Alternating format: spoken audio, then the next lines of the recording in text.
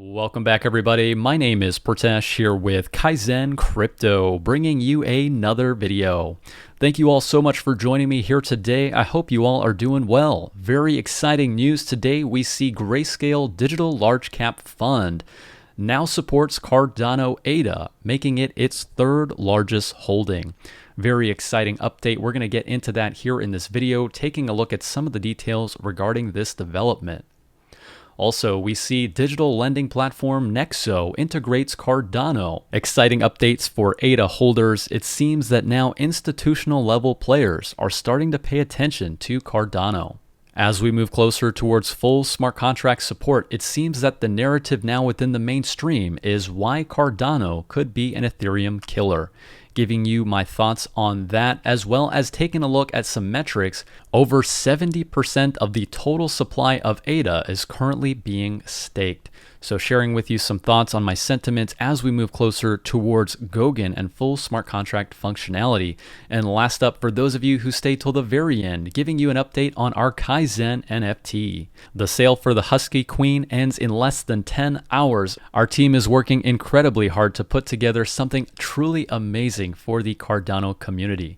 So sharing with you all some thoughts on that, all of that coming up here in this video. Be sure to stay tuned. All right, everybody, thank you all so much for joining me here today. So to get things started, we see an exciting announcement from Grayscale saying, welcome aboard Cardano. We have adjusted the portfolio of Grayscale Digital Large Cap Fund to now include ADA. We see with this development that they've adjusted their portfolio to include Cardano ADA at just over 4% of their total allocation within this large cap fund. Majority of their holdings still are within the top two cryptos by market cap, Bitcoin and Ethereum, making up 67 and 25% respectively, with some of the other smaller positions including Bitcoin Cash, Litecoin, and Chainlink. So this is exciting to see now that they are holding ADA. Could this be in preparation for the developments to come with smart contracts on Cardano? I definitely do think that a lot of these institutional players realize the potential with Cardano already being a proof of stake blockchain that has been peer reviewed, that will soon support smart contracts, and a whole host of other features that are soon to be seen available on Cardano. So taking a look at some of the information that was stated here, they've posted an article giving us some details as to what the objective was behind this move.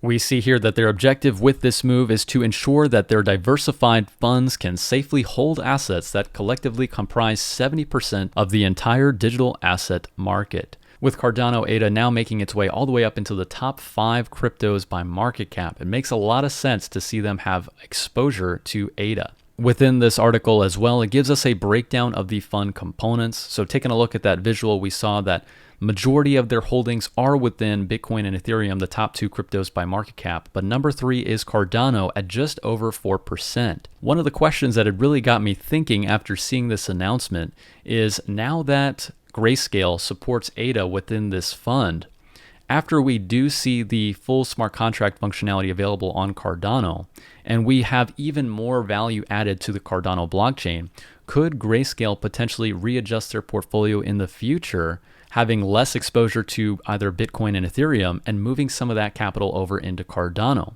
So interesting to know your thoughts on that. Let me know what you guys think down in the comments section below. Another key question that got me thinking was, now that Grayscale is holding Cardano, I wonder if they're going to be staking their ADA. So if we take a look at this article, we see that the fund does not generate any income and regularly distributes fund components to pay for its ongoing expenses. Therefore, the amount of fund components represented by each share gradually decreases over time. Now, when they're referring to fund components, it's essentially the assets that make up this basket. So if we think about fund components on an individual level, they're talking about Bitcoin, Ethereum, Cardano. Each of these individually make up a component within this fund. So from my understanding, what they're saying is that in order to generate revenue, what they're doing is they're actually selling these assets in order to raise capital.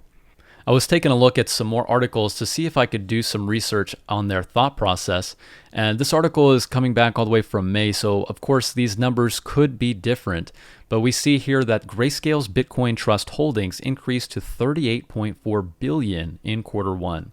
So now this is simply referring to their Bitcoin holdings. It's not including all the other digital assets that they have under management. So what I'm thinking as far as how they are going to approach holding ADA and having this available within their fund, could it potentially be that in the future that they develop their own private stake pools to delegate their own ADA? Curious to know your thoughts on that. Let me know what you guys think down in the comment section below. Is Grayscale going to eventually start staking their ADA? I think from a tax perspective, it could be a tricky situation in terms of their holdings basketing this into a fund, but they could potentially offer a Cardano ADA fund in the future that does give exposure to the staking rewards as well. So curious to know what you guys think. Lots of interesting developments here. If you're interested in learning more about this, I will be sure to provide this article down in the description below. Another very exciting update that we see on the blog for IOHK, the digital lending platform Nexo integrates Cardano. I'm a big fan of Nexo. Essentially, it's a platform that allows users of cryptocurrency to buy, borrow, lend, and sell their assets using this Nexo platform. This is a centralized exchange, so you are giving up custody of your holdings to the Nexo platform in order to use their services. Overall, I think this is a great step to allow for more exposure to ADA.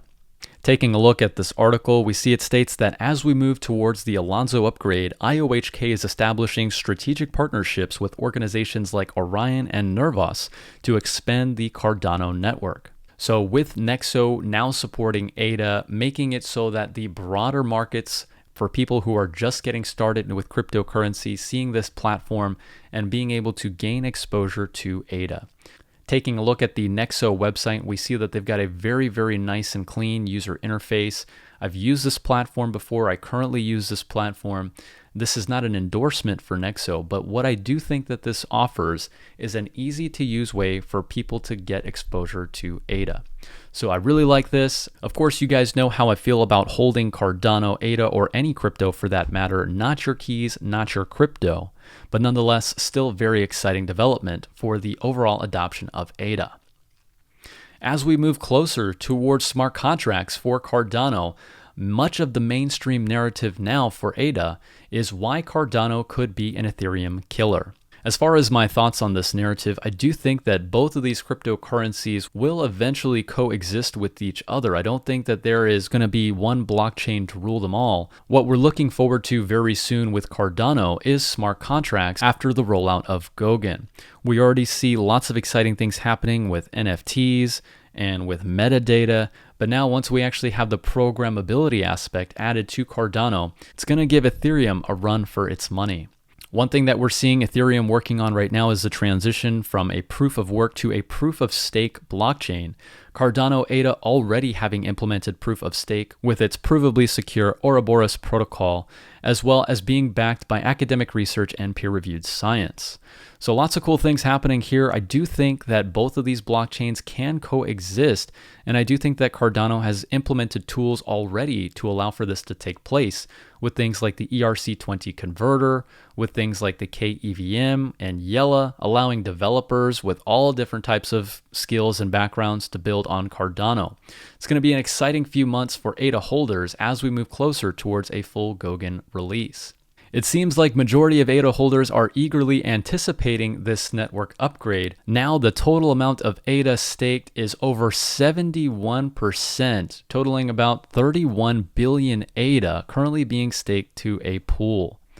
With 43.6 billion total supply, having over 70% of ADA staked and delegated to a pool, I think this fact alone is going to be one of the biggest narratives as it comes to the price appreciation potential for ADA. In my opinion, it seems that people who hold ADA are eagerly anticipating these network upgrades and are very reluctant to sell, as there are so many exciting things to look forward to. Lots of new ADA holders are also coming into the ecosystem. So for anybody who is looking for a one-stop shop in terms of resources to get more information on delegating to a pool, please do consider Kaizen stake pools, as well as our website. We have a Get Started page with a whole bunch of helpful resources to get you up to speed.